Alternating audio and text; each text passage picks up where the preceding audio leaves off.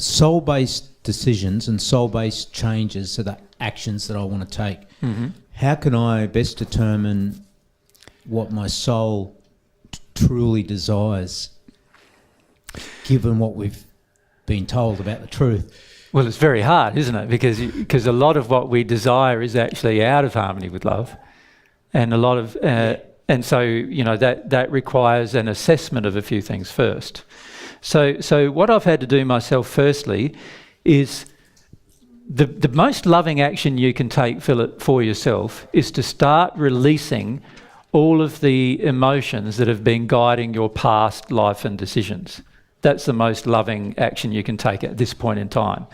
In the process of doing that, you will become more emotionally sensitive, and if you ask for God's love, you'll receive some, and you'll become more emotionally sensitive to what love is. Once you become more emotionally sensitive to what love is, then you can choose what love would do and what ones of your desires match what love would do. Does that make sense? So basically at the moment, many of us are in this process where here's our soul, and the primary influences upon our soul are a lot of unhealed emotions. Let's call them like hurt emotions, right? And a lot of facade, which is where we've fabricated a whole heap of concepts about ourselves that are not even true. You follow? So we've got a lot of hurt emotions and a lot of facade. Now, God also created in amongst all of that our real self as well. So there's some real things in our soul too, that's there as well. But unfortunately, it's probably quite covered over by our facade and our hurt. So the thing that makes most logical sense to do first in terms of developing desire is to develop a desire to remove your facade and develop a desire to feel your hurt. Right? They're the most loving actions you could take for yourself and will cause you the most rapid change as well, initially. And once you've started dealing with that, now when you pray, your real self has the ability, is the only part of yourself that has the ability to pray from God's perspective.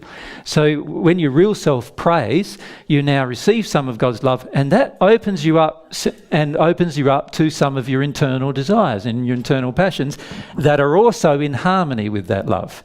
And now you know what to act upon. Does that make sense?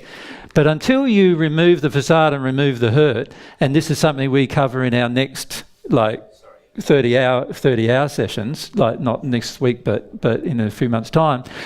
Once you deal with those things, you're left with the real self, who now can make some choices and decisions about what he wants to do. Does that make sense? So the best course of action, in my recommendation, the best course of action is remove the emotions that create the facade, remove the emotions that create the hurt, then you're left with your real self able to be developed. Now, what happens in practice, though, is that you can't remove all of your facade and all of your hurt without also exposing some of your real self in the process. So what in reality happens is you remove some facade and remove some hurt, and then all of a sudden there's a little bit of your real self peek out, right? And then you feel, oh, my real self has this desire. And it might be only a small desire or whatever, but you ask yourself, is it in harmony with love? Yes, it is.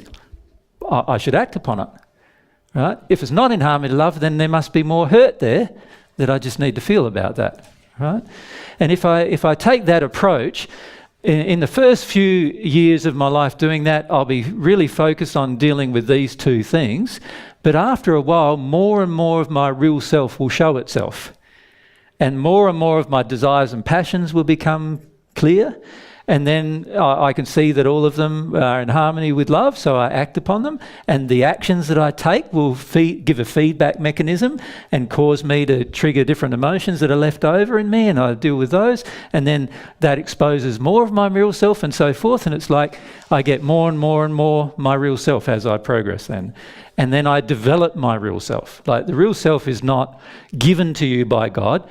There's a personality or nature part of it, but you've got complete control over how it develops, and you're able to develop it without being influenced by the hurt or the facade then.